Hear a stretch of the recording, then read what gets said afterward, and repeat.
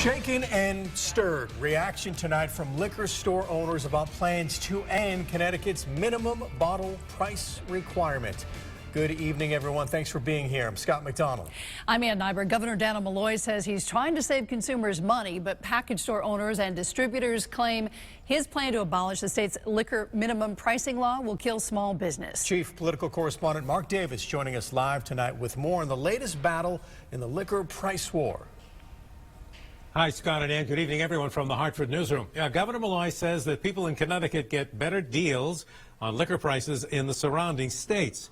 But many liquor store owners say that they are very competitive with the other states and that what the governor is proposing to do will drive many of them out of business.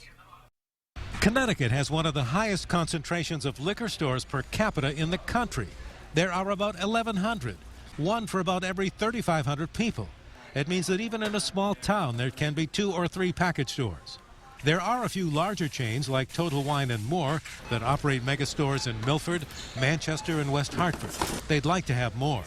Total Wine has been fighting Connecticut's minimum pricing law in federal court at New Haven. Oral arguments in the case expected later this year. Their ally in this battle is Governor Dannel Malloy, who has been attempting to overturn the so-called minimum pricing law for 5 years. This doesn't exist anywhere else. It doesn't exist. This is a system that at its very nature is corrupt. The law prohibits retailers from selling below their cost. Cost means the price from the wholesaler plus delivery. The law is designed to protect the small retailers. Like Nick Revanikas, who owns a store in Old Saybrook that employs 5 members of his family and 3 other full-time workers. He says mega liquor stores will be just like the big drugstore chains. CVS with the little pharmacists? What happened to the little pharmacists? They're not around. What happened to Home Depot with the little hardware store? They're not around anymore. Nick was among the many that came to the Capitol again today to plead with lawmakers to keep the law as it is.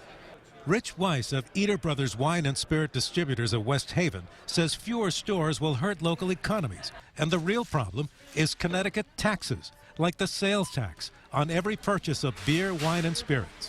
Some of our neighboring states don't have that. There's also a difference in excise taxes, which are built into the cost of the product, which the consumer pays.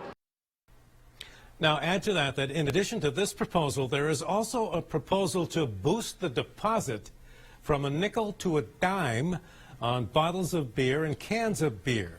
And that, coupled with the fact that some of our surrounding states do not have a deposit law or are remaining at a nickel, will make some of the people here even less competitive.